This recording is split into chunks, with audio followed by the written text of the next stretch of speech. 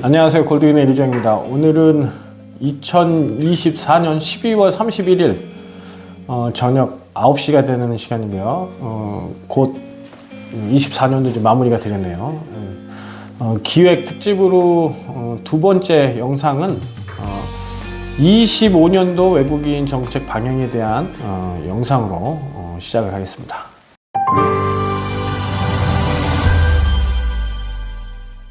개인적으로 24년도 외국인 정책은 사실은 초반은 상당히 이제 개방적인 스탠스에서 희망적인 시작을 했죠. 이제 F2R도 본격적인 지역 투과형 비자 사업도 확대해서 본 사업이 시작이 됐고, 계절 근로자도 인력을 확대했고요. E7 비전문 인력들에 대한 숙련 기능공을 장려하기 위해서 이 인원들이 확대 시행을 하는 점도 상당히 고무적으로 봤습니다. 그리고 E9도 16만 5천 명을 확보하겠다고 이제 작년부터 TO 쿼터를 늘려서 상당히 이제 전반기까지는 외국인 정책에 대해서 상당히 이렇게 문호를 개방하면서 적극적인 스탠스로 진행이 됐죠. 그런데 이제 후반기 지나면서부터 이제 많이 바뀌었습니다. 특히 10월경부터는 급격하게 경기가 나빠진 것을 느낄 수 있을 정도로 E9 근로자와 E7 근로자들의 근무처 변경 소식이 어마어마하게 많이 들렸어요. 실제로 저희 쪽에 업무 수임이 많이 하고 실직 사태와 해고 상태가 급격히 늘었죠. 그건 이제 경기하고 연관이 있는 것으로 판단이 들고, 또 외국인 정책을 좀 더 유연하게 하겠다고 했지만 지금 지역 특화형 비자는 쿼터가 50% 정도밖에 안 됐죠. 그러니까 이제 노력했던 어떤 본인들의 정책과, 그러니까 법무부에서 추진했던 정책이 사실은 좀 잘못됐다, 방향이. 그래서 이제 광역형 비자에 대한 대두로 연결이 되게 됐는데, 이제 결국은 25년도에 이제 광역형 비자가 신설되죠. 그건 이제 뒤에서 다시 추가적으로 얘기를 하고, E9 근로자도 실질적으로 작년 대비해서 5% 증가했지만, 뭐 실효성을 거둔 게 사실 많지 않습니다. 그러니까 그 인원만 늘려놨지 사실은 그 정책에 대한 제도들이 따라주지 않으면서 음식점, 호텔, 고용하는 인원들이 실제 신청이 저조하고 활용할 수 있는 게 낮아지다 보니까 내년에는 또 다시 쿼터를 없애는 그런 모습으로 이제 변질이 돼서 24년도 외국인 정책은 어떻게 보면 용두삼이다. 처음에는 용의 모습으로 갔지만 연말로 갈수록 실패한 정책들이 대거 등장하면서 좀 어려움을 겪었다. 이렇게 24년도를 좀 평가를 할 수 있겠죠.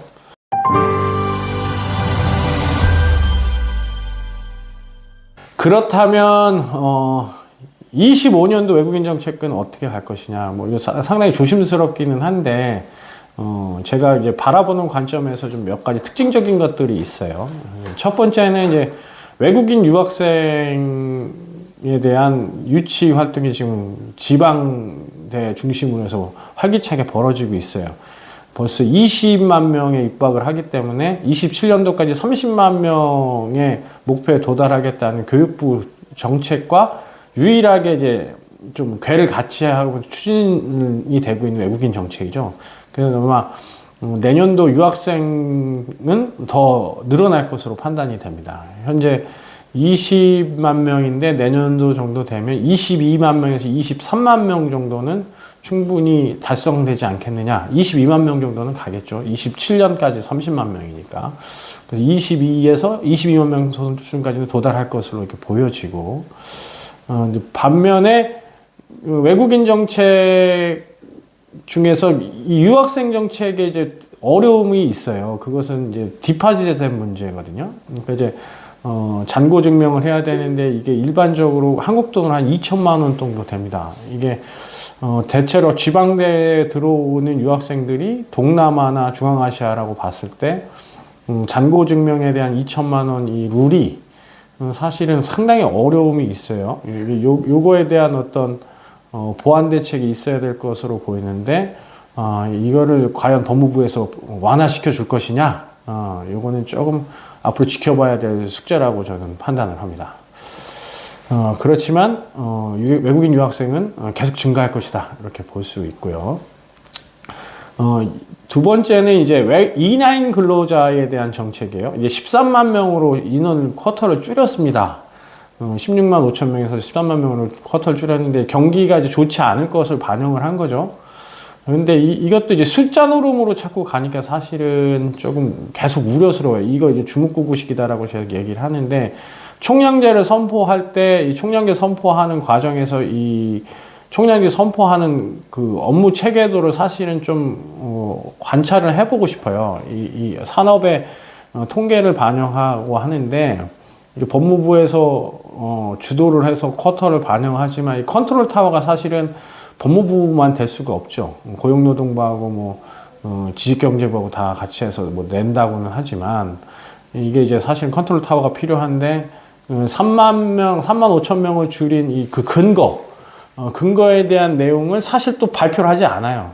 그래서 이 통계와 산정을 어떻게 하고 있는지 사실은 이 부분에 대해서 좀 오픈될 필요성이 있다라고 느껴지고, 여튼 13만 명도 내년에는 어려울 것으로 저는 봅니다. 왜냐면 지금 워낙에 E9, E7 근로자들이 실직을 하는 상태가 대거 늘어나고 있고, 한국의 전국도 그렇고 환율부터 시작해서 증시 이런 것들이 다 빨간 지표이기 때문에 사실은 13만 명 채우는 것도 어렵지 않을까. 그리고 특히나 이제 제조업은 상당히 큰 타격을 받고 있어요. 지금 폐업 사태나 어려움을 좀 실제로 느끼고 있기 때문에 외국인의 E9의 13명 이것도 역시 좀 어려울 거라고 보여지고, 음식점이나 이제 서비스업에 대한 개방에 대한 검토도 이게 사실은 그냥 등 떠밀듯이 이렇게 진행을 하면 안 되는데, 이거에 대한 보완 대책도 좀 시급해 보입니다. 그리고 E9 근로자들에 대한 유학생들 진입에 대한 부분에 대해서 논의가 되고 있죠. 논의가 되는데 실제로 될지 안 될지는 몰라요. 그러니까 이게 지방에서 라이즈 산업과 연계된 어떤 그 근로자 운영 방침이 있어야 되는데, 사실은 라이스 산업 따로, 유학생 따로, E9 근로자 따로, 이게 좀 다 따로 국밥으로 노는 형국입니다. 그러니까 이 산업과 연계해서 이 인원 쿼터가 산정이 돼야 되는데, 이제 그런 부분들이 좀 부족하다고 저는 판단이 되기 때문에 조금 우려스럽게 좀 바라보고 있습니다. E7은 크게 변동이 없을 것 같습니다. 다만 이제 획기적으로 진행될 수 있다고 판단되는 광역형 비자죠. 이제 D2하고 E7 중에 이제 선정하라고 정부 지침이 내려왔어요. 법무부 지침이고, 이거 이제 선정되기 위해서 지자체별로 이제 시범 사업을 2월에 선정이 되는데, 그러니까 2월에 지원을 하고 선정은 아마 3월경에 되겠죠. 시범 사업이 진행되는데, 한정은 또 D2와 E7으로 해놨기 때문에 이거에 대한 조건에 따라서 지자체별로 시행이 될 건데, 지자체도 이것 때문에 고민이 많습니다. 이 D2로 할 것인가 E7로 할 것인가. 근데 사실은 지자체에서 원하는 광역형 비자는 아예 E7W 같은 아예 신설 비자를 원하는 건데, 그게 아니고 지금 법무부 지침 기존 틀에서 기준 완화 정도의 어떤 지침으로 변경을 원하기 때문에 획기적인 어떤 광역형 비자는 나오기는 좀 힘들어 보여요. 그래서 지방에서 원하는 지역 특화형 비자 F2R과 광역형 비자 E7의 어떤 경계가 모호한 상태의 어떤 정책들이 쏟아질 것 같다라고 좀 해서 이게 오히려 큰 혼란이 있을 수도 있을 것 같아서 좀 우려스러운 부분이 있습니다. 그러니까 우려스러운 부분을 제한하기 위해서 기존의 지침에서 이렇게 작게 진행하라고 얘기를 했지만, 오히려 그게 이제 혼란을 부추길 수 있는 상황으로 갈 수 있어서 심히 좀 우려스럽게 보고 있고요. 이제 저도 이제 관여를 하게 될 텐데 이 부분에 대해서 좀 고민을 많이 해요. 사실 그래서 실제 이제 법무부 정책 담당자분하고 직접적인 얘기를 하고 싶은데, 일단 소통의 기회가 마련이 될지 좀 의문입니다. 그래서 개인적으로는 그분께 제가 민원을 좀 드릴 예정이고 그 부분에 대해서 좀 민간의 목소리도 반영할 수 있도록 기회가 좀 있어야 될 텐데 법무부에선 그런 부분을 진행을 할지 앞으로 좀 지켜봐야 될 것 같습니다. 지역 특화형 비자와 강력형 비자를 얘기 안 할 수 없죠. 지역 특화형 비자 이제 올해 실패했어요. 24년도 실패한 사업입니다. 결국은 이제 정주형 유학생들을 지방으로 보내겠다는데 이제 문화적인 측면을 고려하지 못한 측면이 있습니다. 유학생들도 결국은 그 나라의 엘리트 학생들이기 때문에 지방으로 가는 걸 싫어해요. 그리고 심지어 좀 심각한 것은 E9 근로자들 실직한 인원들이 다 수도권 와서 일하려고 해요. 그러니까 이제 지방에서 일을 하려고 하지 않는 외국인들이 벌써부터 E9 근로자, E7 근로자도 나타나는데 공부한 똑똑한 유학생들 지방에 가서 일해라. 그것도 제조업으로 가라. 이게 이제 사실 현실에 맞지 않는 정책이기 때문에 이거에 대한 당근책과 어떤 제도적인 보완이 사실 필요한데 제가 볼 땐 또 F2R에 대한 어떤 지침도 사실 모호해요. 이거를 기준을 완화하자니 또 지난번과 막 E7이나 E9 근로자가 대거 이탈한 현상이 발생될 것 같고 그렇다고 또 유학생을 유지하자고 하니 유학생들은 지방으로 가지 않는 문제가 있고 이게 제로섬 게임처럼 지역별로 뺏어먹는 형식의 이제 지금 비자 정책이거든요. 그러니까 이거에 대한 지역 특화형 비자에 대한 정책 보완이 시급한데 딱히 뭐 좋은 대책이 없는 것이 또 법무부 입장에서 좀 골머리일 거고요. 더구나 법무부 장관이 지금 공석인 상황에서 획기적인 전환은 좀 이루어지지 않을 것으로 저는 봅니다. 그래서 F2R 비자는 제가 볼 때는 예년과 큰 변화 틀이 없는 상태에서 진행이 될 가능성이 높고요. 광역형 비자는 앞서 뭐 길게 설명을 드렸지만 광역형 비자는 제가 보는 관점에서 획기적인 광역형 비자는 나오기는 올해는 어렵다고 봅니다. 아예 비자 자체를 신설하는 것이 사실은 타당하지 않았을까 이렇게 생각이 들고 그거에 대한 추천권을 아예 지자체장에게 줬어야 되는데 그거 자체를 일단 법무부에서 놓질 않기 때문에 획기적인 변화는 없을 것이고 추천권 부여를 유학생에게 할 것이냐 E7에 할 것이냐 이렇게 될 것인데 그것도 뭐 쿼터를 획기적으로 많이 줄 것 같아 보이진 않아요. 시범 사업을 2년을 하겠다는 거니까 그렇게 봤을 때 결국은 기존의 E7 비자의 인원들을 대상으로 해서 쿼터를 조정하는 정도의 그냥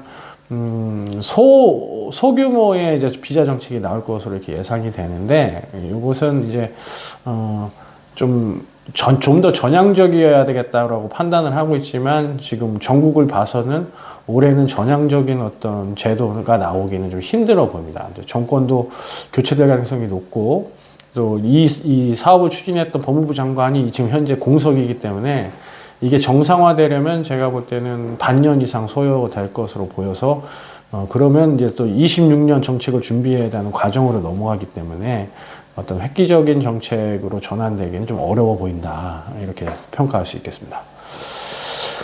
추가적으로 이제 관심 있게 볼 수 있는 것은 가사관리사 그리고 경기도에서 추진하는 간병인 요 새로운 신설 비자가 나오겠죠. 현재는 공공형 플랫폼에서 E9 방식으로 갈 가능성이 높아 보입니다. 민간에게 공공형으로 이제 위탁해서 운영할 것으로 보여지는데 이게 이제 제도적인 차원에서 사회 통합이 아직 안 이루어졌어요. 그러니까 바로 시행되기는 어려울 걸로 보입니다. 가사관리사는 서울시 외에 추가 확대될 것은 현재는 좀 어려워 보이고 지금 또 전국이기 때문에 이게 전환될 것인가 이 부분도 좀 관심 있게 지켜봐야 될 거고 또 경기도에서 시행하는 간병인 제도도 이게 지금 이제 간병인 협회라든지 또 근로계약에 대한 시급 문제 임금 문제 이게 결론이 내기가 쉽지 않을 겁니다. 이게 사실 이제 아예로 규정을 아마 이제 무시한 상태로 할 수가 없죠. E9은 인플로이이기 때문에 워크포스이기 때문에 표준 근로 계약을 맺어야 되는데 근로 체계를 표준 근로로 하지 않겠다는 또 경기도의 방침이어서 요 가는 길이 상당히 난항이 있어 보여요. 쉬워 보이지가 않습니다. 그래서 아마 이제 이것도 저희가 아마 참여를 하게 될 것 같습니다. 이 사업에도 이제 제가 관여를 하게 될 것 같은데, 일단 진행되는 상황을 좀 더 지켜보기로 하고, 일단 올해 바로 시행되지는 않겠죠. 26년 정도 돼야 아마 시범 사업이 진행될 것으로 보는데, 새로운 정보들은 또 제가 제공할 수 있도록 하겠습니다. 25년도에 이제 좀 관심 있게 봐야 될 건 이제 그 건설업 E7이 들어오죠. 200명이 이제 들어옵니다. 처음으로 이제 건설업이 들어오는데, 이번에 비자를 E7 3로 안 주고 1으로 주려는 모양이에요. 그러면 이제, 엔지니어급이어야 되는데, 이게 그, 목적성이 타당할 것이냐. 전문건설협회에서 추진하고 있는데, 이 건설업 노동자의 이제 샘플, 파일럿 사업이 어떻게 추진되는지 좀 관심 있게 지켜봐야 될 것 같고, 결국 이 사업도 제가 관여하게 될 것 같습니다. 이 사업에 대한 지금 그 인원에 대한 업무를 제가 지금 수임 받은 상태이기 때문에 진행되는 사항은 다시 또 설명을 드릴 수 있도록 하고, 좀 저도 관심 있게 보고 있는 분야이기 때문에 이 건설업 오는 이 인원들이 어떤 모습으로 활용되느냐에 따라 향후 3년 이내 새로운 또 건설업 노동력 시장에 반영이 되는 거기 때문에 관심 있게 지켜볼 필요성이 있다고 생각됩니다. 마을 버스부터 시작해서 새로운 유형의 외국인 수요가 25년도에 또 주장이 될 것으로 예상이 되지만, 아직은 생활 편의의 외국인 노동력까지 들어오기에는 시간이 좀 필요해 보여요. 그렇지만 지금 시대적으로 외국인 노동력을 피할 수 없는 현실적인 측면, 그리고 한국 그 젊은 인력들이 1, 2차 산업으로 가지 않으려는 기피 현상, 고령화 현상, 저출산, 이런 걸 고려했을 때 외국인 노동력이 들어오는 것은 피할 수 없는 숙명이죠. 25년도에도 그 시장은 사실은 쿼터는 줄지만 시장 자체는 계속 확대되고 있다고 이렇게 봐야 될 것이고, 외국인들이 한국에 들어오는 글로벌 시대 자체를 이제 거부할 수 없는 시대에 우리는 살고 있다고 우리가 알아야 됩니다. 그래서 쿼터 자체는 축소되더라도 25년도에도 외국인 노동력들은 더 확대될 것이다라고 저는 판단을 하는 거고, 이에 걸맞는 정책들이 빨리 시급히 마련돼야 되는데, 아직도 한국은 컨트롤 타워가 준비가 안 되어 있는 것이 상당히 우려스럽습니다. 국민의 한 사람으로서도 우려스럽고 현장 전문가로서도 우려스러운 상황이에요. 요 부분들을 앞으로 정부는 어떻게 개선해 나갈 것인지, 사회 통합은 어떻게 이루어질 것인지 귀추가 주목되는 면이라고 하겠습니다.